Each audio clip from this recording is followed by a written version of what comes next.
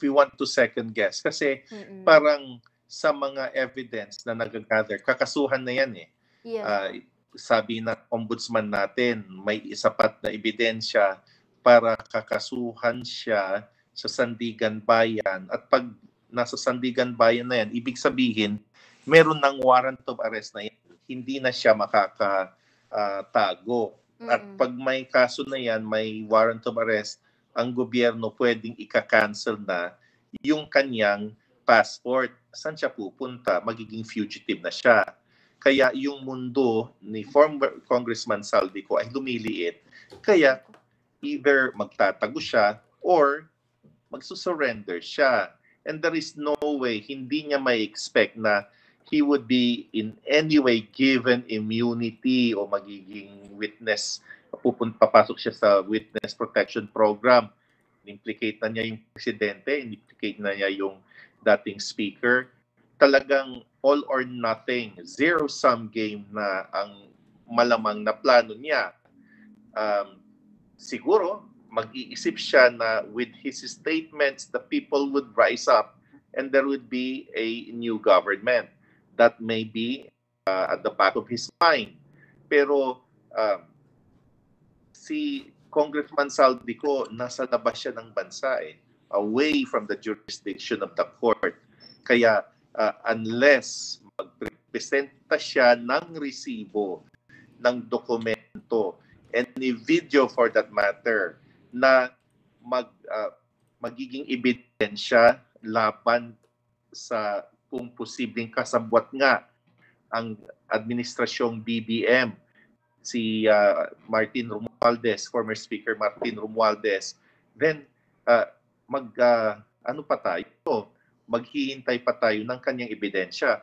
Pero usually, pag magprepresenta ka kasi ng ebidensya at ang punteriya mo ay yung head, yung presidente, ilalatag mo na yan minsanan, ilalatag mo na yung ebidensya mo, meron ka, ilang buwan ka nang wala dito sa Pilipinas, sana yun ang ginawa mo na mag-collate ng ebidensya at kung meron ka mang talagang ebidensya laban kay Presidente Marcos, sa mga talagang pinakamataas na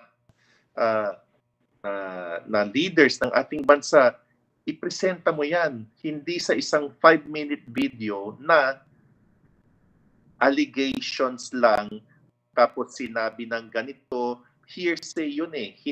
These things would not stand up in court. Pero pag titignan mo yung mga sinasabi ng posibleng mga witnesses ng DOJ na baka kukuha na rin sila ng immunity, may detalye, mababack up ng dokumento, mababack up ng mga iba pang ebidensya na magiging sapat para makakasuhan yung mga pinangalanan na mga senador, congressmen at mga opisyales sa DPWH.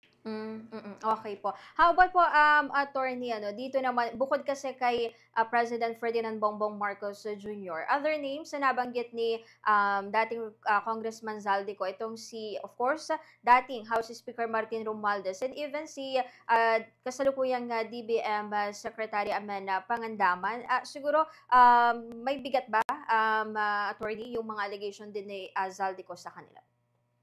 Kasi yun nga yung sinasabi nila sinasabi ni Congressman Saldico na nanggaling yung order ni Presidente Marcos kay budget through budget Secretary Pangandaman.